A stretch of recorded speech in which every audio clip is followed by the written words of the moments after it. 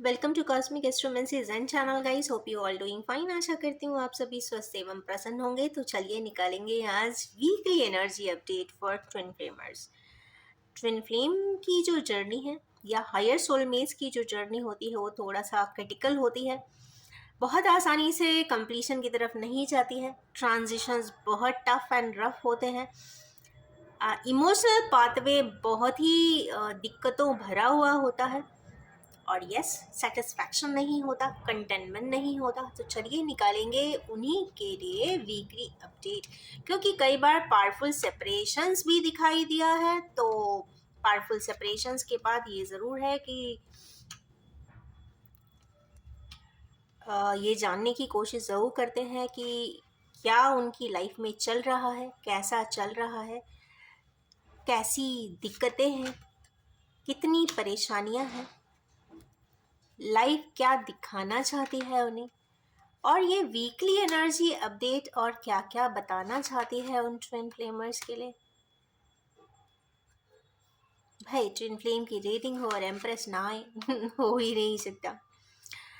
Okay, काफ़ी disappointment वाली energies है आज की जो रीडिंग में आई है। सबसे पहला ही कार्ड जो कि लवर्स का था, तो ये तो कंफर्म बात है कि डबल साइडेड, कहते हैं ना, one sided emotions and affection थे। बट जी नहीं, जो भी व्यूअर्स इस वक्त ट्विन फ्लेम की जर्नी में है, अगर वो इस रीडिंग तक आते हैं तो ये कंफर्म बात है कि दोनों ही की तरफ से इमोशंस इक्वली थे या इक्वली हैं और या इक्वली रहेंगे। वैसे भी ट्विन फ्लेम की रीडिंग में सेपरेशन होता है और सेपरेशन के वजह से ऐसा लगता है कि किसी चीज़ की कमी है या कंफ्यूज हो जाते हैं या लोग उन्हें कंफ्यूज कर देते हैं या सराउंडिंग या सर्कमस्टेंसेस या सिचुएशंस इतनी ट्रबलसम होती है कि उनको खुद ही समझ में नहीं आता कि क्या है, कैसा है, कितना है और क्या करना चाहिए।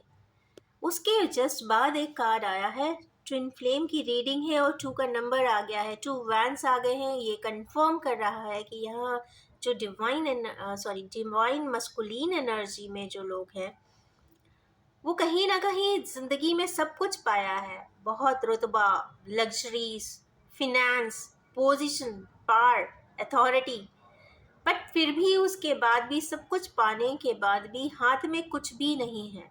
ऐसा लगता है हाथ में दुनिया तो घूम ली है पर जो मिलना चाहिए वो नहीं मिला है।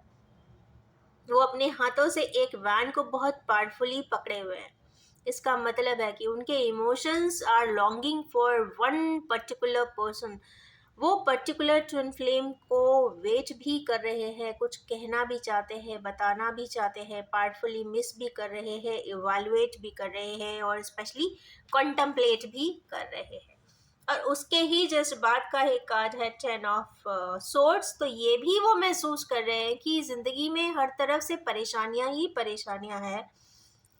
लाइफ ब्लीक है इस वक्त या इस वीक रहने वाली है। समझ में नहीं आने वाला है कि वो क्या करें और कैसे करें। बट उनको स्टेप ऑन करना ही पड़ेगा, इनिशिएटिव उन्हें स्वयं ही लेना पड़ेगा, क्योंकि एक ही हैंड है, कोई और पर्सन ज़्यादा दिखाई नहीं दे रहे हैं। यहाँ पे जितनी भी रीडिंग के कार्ड्स है इसमें सिर्फ सिंगल पर्सन, सिंगल इनिशिएटिव दिख रहा है। आप सोचे कि आपको सपोर्ट कोई आपके कजन्स करेंगे, सिबलिंग्स करेंगे, रिलेटिव्स करेंगे, जी नहीं, यहाँ पे या फ्रेंड्स करेंगे। यहाँ पे कोई भी किसी को सपोर्ट करता हुआ दिखाई नहीं दे रहा है। जो भी सपोर्ट सिस्टम होगा वो सिर्फ एक थिन बॉन्डेड, कहते हैं ना, एनर्जी लाइन के वजह से होगा, वो भी आपके ट्विन पार्टनर के वजह से होगा। और जो भी इनिशिएटिव लेना होगा वो आपको स्वयं ही लेना पड़ेगा, जो डिवाइनली गाइडेड है और डेस्टिन्ड भी है। ऐसा कोई इनिशिएटिव आप लेते हुए दिखाई तो दे रहे हैं। उसके बाद का एक कार्ड है पेज ऑफ पेंटिकल्स। जब पेज ऑफ पेंटिकल्स आते हैं तो इमेच्योर्ड सी एनर्जी होती है और अपने एक ड्रीम एंड डिज़ायर के बारे में सोचते हैं। जब सोचते हैं तो उसको करके, कहते हैं ना, उस सपने को पूरा कर दिखाना चाहते हैं, खुद के लिए करना चाहते हैं।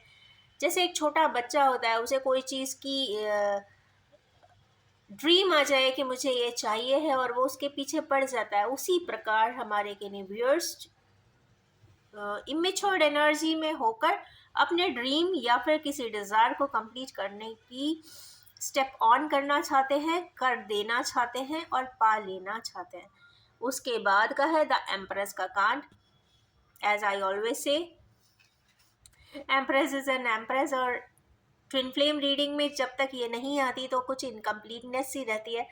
ये भी आई है तो कंफर्म हो गया है कि ये ट्विन फ्लेम के लिए डिवाइन काउंटर पार्ट की ही है, और ये काफ़ी ग्राउंडेड है, अपनी सराउंडिंग में हैप्पीली रहने की कोशिश करती है।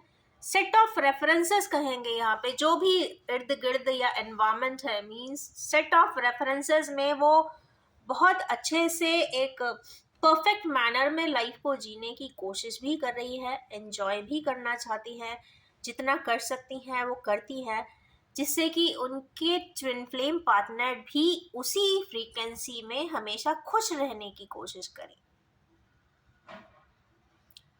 उसके बाद का एक कार्ड है 4 ऑफ सोर्स। तो कहीं ना कहीं डिससेटिस्फैक्शन है, डिसकंटेनमेंट है, और कहीं ना कहीं ये एक इंस्टेबिलिटी का भी कार्ड है। तो कहीं ना कहीं हमारे व्यूअर्स को कुछ इंस्टेबिलिटी है लाइफ में, डिससेटिस्फैक्शन है, फ्रस्ट्रेशन एंड डिप्रेशन भी हो सकता है। मिलाकोलिया का कार्ड है, तो जब भी वो अकेले होंगे तो अपने आप को पूर्णतया अकेला ही पाएंगे।